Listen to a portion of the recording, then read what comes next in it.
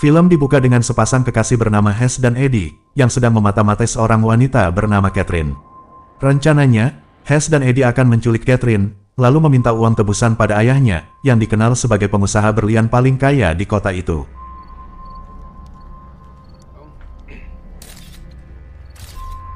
Setelah berjam-jam mengamati gerak-gerik Catherine, Hess dan Eddie akhirnya kembali ke markas untuk bertemu dua rekan mereka, Mark dan James. Di tempat persembunyian yang lembab dan suram itu, mereka berdiskusi panjang tentang celah rumah Catherine yang mudah dimasuki. Mereka hanya butuh waktu 6 minggu untuk mempelajari setiap pola, kebiasaan keluarga Catherine, dan ruangan di rumah itu.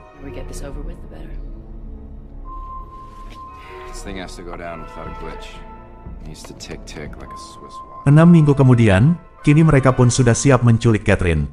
Dengan perlengkapan lengkap dan wajah tertutup masker, Hess menyusun strategi terakhir.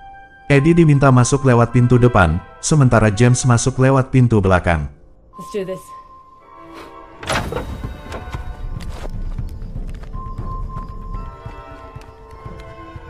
Namun anehnya, pintu depan dan belakang rumah itu tidak terkunci sama sekali. Tanpa curiga sedikit pun, keduanya melangkah masuk perlahan. Dari balik pintu, Eddie melihat orang tua Catherine tengah tertidur pulas. Dengan hati-hati, ia mengunci pintu kamar agar mereka tak bisa keluar. Setelah itu, Eddie bergerak menuju kamar Catherine. Namun tiba-tiba, pintu lemari terbuka dengan sendirinya. Di dalam lemari itu, Eddie menemukan ukiran simbol-simbol aneh di dinding kayu. Saat ia menatap simbol-simbol itu, tiba-tiba Catherine muncul tepat di belakangnya.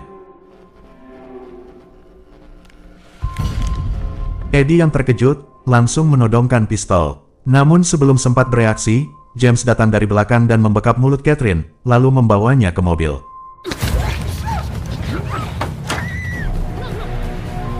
Di sebuah ruangan, mereka mengikat Catherine menggunakan rantai besi, agar ia tidak bisa kabur kemana-mana. Sesuai rencana awal, mereka membuat video ancaman agar ayah Catherine segera menebus anaknya dengan uang dan berlian. Video itu mereka kirim ke email ayah Catherine, disertai pesan ancaman bahwa putrinya akan mati jika uang tebusan dan berlian tidak diserahkan tepat waktu. Namun beberapa jam kemudian, tidak ada balasan. Mereka mencoba menelpon rumah Catherine, tidak diangkat, bahkan ponsel ayah Catherine tidak aktif. Merasa ada yang tidak beres, Hess akhirnya menyuruh Eddie dan James untuk kembali ke rumah Catherine dan memeriksa keadaan.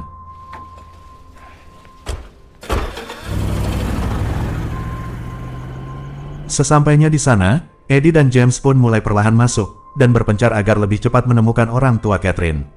James awalnya mengira orang tua Catherine bersembunyi di ruang bawah tanah, karena ia mendengar suara samar dari ruangan itu. Namun setelah dicek, ternyata suara itu berasal dari rekaman misterius yang terus berulang.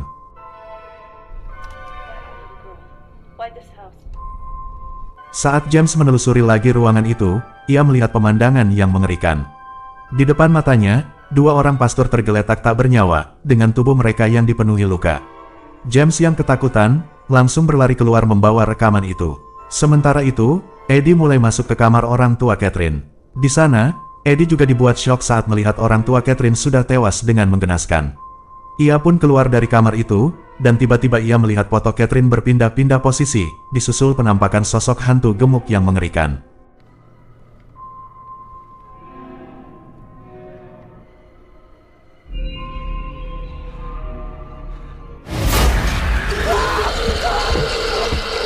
Beberapa saat kemudian, James menemukan Eddie dan segera mengajaknya pergi dari rumah itu. Namun di tengah perjalanan, Eddie kembali melihat sosok hantu gemuk itu di tengah jalan. Eddie kaget membanting setir, hingga mobil mereka terguling. Di sisi lain, saat Hess sedang memeriksa kondisi Catherine, Catherine tiba-tiba berbicara dengan suara aneh. "Lepaskan aku, kalau tidak kalian semua akan mati malam ini." Tidak hanya itu, Catherine juga menyanyikan sebuah lagu lama, lagu kesukaan Hess di masa kecil. Hess membeku, tidak ada yang tahu lagu itu selain dirinya dan mendiang orang tuanya. Dan yang membuatnya semakin takut, Catherine juga tahu tentang kebakaran yang menewaskan kedua orang tua Hess.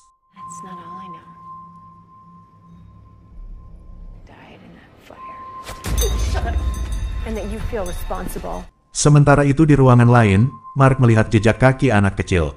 Mark yang penasaran, mengikuti jejak kaki itu sampai tiba di sebuah ruangan gelap. Di sana, ia melihat sosok anak kecil menangis sambil berdiri membelakanginya. Mark sadar, bahwa sosok itu adalah anaknya. Namun ketika anak kecil itu membalikkan wajah,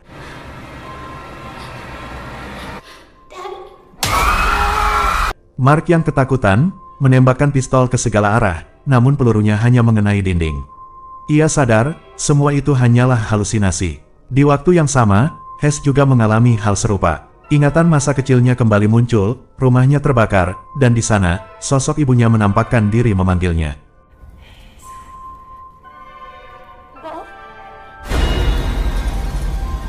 Sementara itu di tengah hutan, James mulai sadar dari pingsannya. Dengan kondisi yang masih lemah, ia berjalan menyusuri hutan untuk meminta pertolongan. Tapi langkahnya berhenti, ketika melihat sesosok wanita berdiri di kejauhan. Sosok itu menghilang dari pandangannya, lalu tiba-tiba muncul dari belakang menyerangnya. Dan dari sinilah, mimpi buruk mereka baru saja dimulai.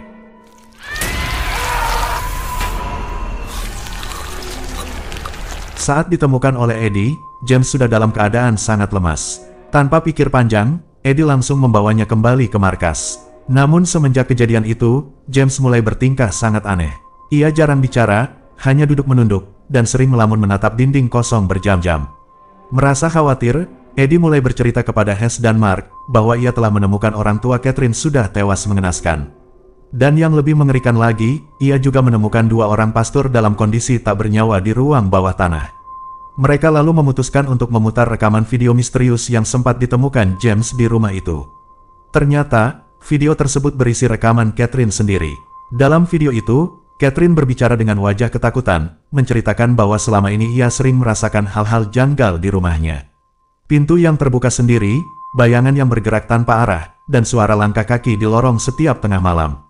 Catherine mulai curiga, ada sesuatu yang salah dengan rumah itu, dan berusaha mencari tahu asal-usul rumah tersebut.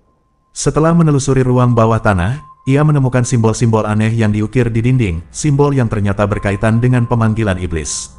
Catherine mencoba menelusuri maknanya lewat internet, hingga akhirnya, ia menyadari satu hal yang mengerikan. Rumah itu dihuni oleh banyak iblis, dan sudah menelan begitu banyak nyawa selama puluhan tahun. Rekaman berikutnya, menampilkan penjelasan sejarah rumah itu. Pada awal tahun 1920, gereja pernah melakukan penyelidikan resmi terhadap rumah tersebut.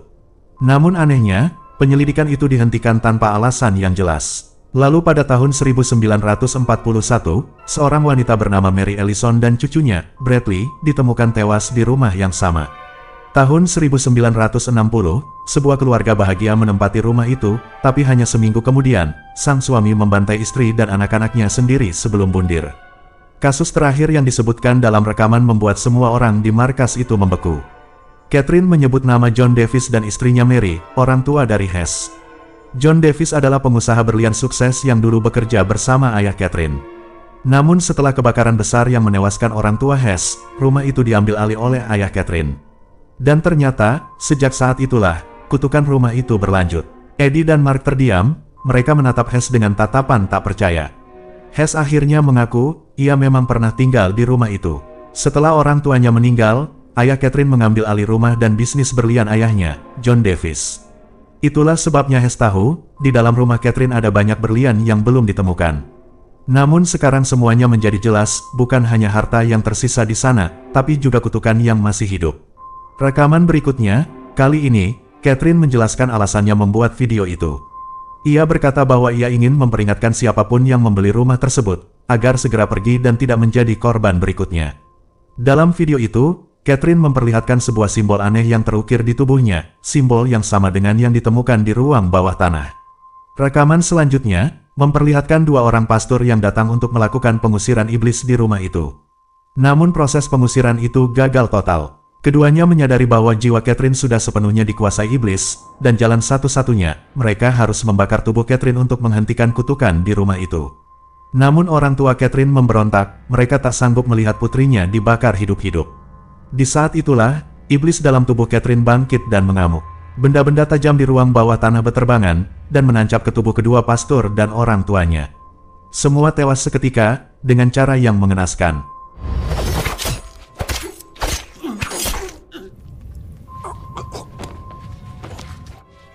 Catherine yang telah dirasuki iblis kemudian menyeret jasad orang tuanya ke kamar, sementara 2 pastor itu dibiarkan tergeletak di ruang bawah tanah. Itulah kebenaran yang selama ini tersembunyi di balik rumah itu. Setelah menyaksikan semua rekaman itu, Hess, Eddie, dan Mark pun panik. Mereka berencana kabur dari tempat itu, namun tiba-tiba James berteriak histeris. Mereka pun segera berlari mencari James, namun James sudah menghilang. Sementara itu, James berusaha kabur dari tempat itu, namun iblis yang ada di tubuh Catherine tidak membiarkan itu terjadi. Tubuh James melayang, lalu terlempar ke udara dengan kekuatan tak kasat mata.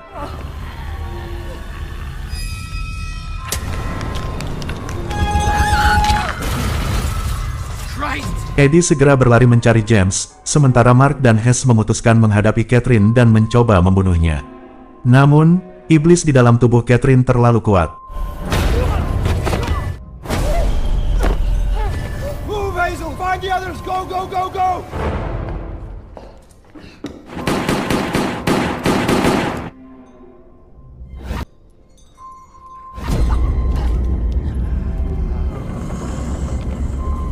Dengan suara berat dan menyeramkan, iblis itu berkata pada Mark, "Aku membutuhkan 2 jiwa, bawa Hess dan Eddie padaku, dan aku akan biarkan kau hidup." Sementara itu di sisi lain, saat Eddie menemukan keberadaan James, James sudah sepenuhnya dirasuki iblis. Saat James ingin menyerang Eddie, Eddie menembak James berkali-kali, hingga tubuhnya terjatuh tak bergerak.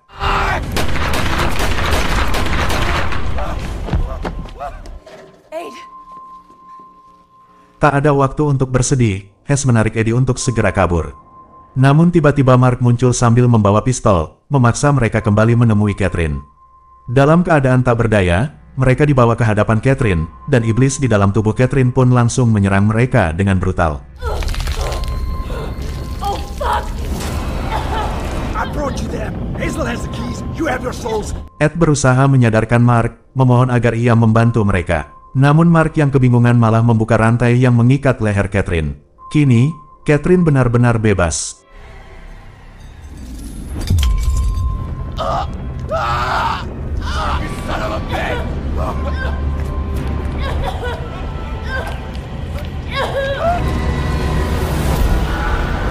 Saat iblis di dalam tubuh Catherine bersiap membunuh Eddie dan Hess, Mark tiba-tiba teringat kembali masa-masa persahabatan mereka, dan menyesal telah mengkhianati teman-temannya. Mark lalu melompat ke arah Catherine, memasang kembali rantai di lehernya, dan meminta Hess dan Eddie segera meninggalkan tempat ini. Namun Catherine dengan cepat membalikkan keadaan. Dengan lidah panjangnya, Catherine menyerang Mark, dan dalam sekejap, Mark pun dirasuki dan menjadi pengikutnya. Hess dan Ed terus berlari menyusuri lorong mencari jalan keluar. Tiba-tiba arwah ibu Hess muncul, menuntun mereka menuju pintu utama. Follow me. Come on, let's go. Here. Come on! Namun sebelum mereka sempat keluar, Catherine muncul bersama Mark dan James yang kini dikuasai iblis. Hazel, come on! Move it! Hey! No! Hey! No! Come on! Come on! What do you mean? Only one of us can get out.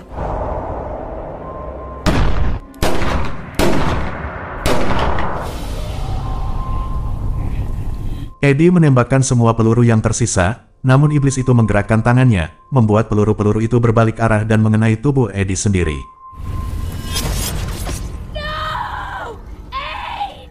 Dalam keadaan sekarat, Eddie lalu menarik pelatuk pistol ke arah kelapanya, mengakhiri hidupnya sebelum iblis melakukannya. Hess berlari keluar dan bersembunyi di dalam mobil, tapi Catherine, Mark, dan James tidak membiarkannya pergi begitu saja.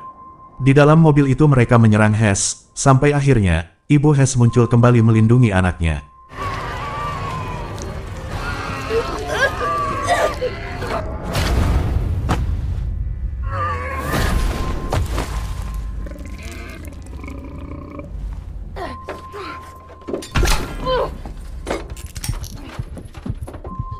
Kini, hanya tersisa Hess dan Catherine.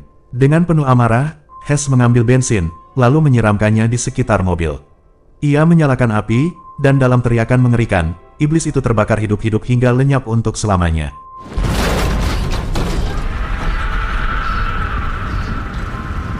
Itulah kisah tentang penyanderaan Catherine, sebuah penculikan yang berubah menjadi neraka di dunia nyata. Kadang manusia pikir mereka bisa mengendalikan segalanya. Tapi lupa, ada kekuatan yang tak terlihat, yang hanya menunggu untuk dibangunkan. Dan ketika itu terjadi, tak ada tempat untuk bersembunyi, bahkan dari diri sendiri. Saya Rumi pamit undur diri, sampai jumpa di video berikutnya.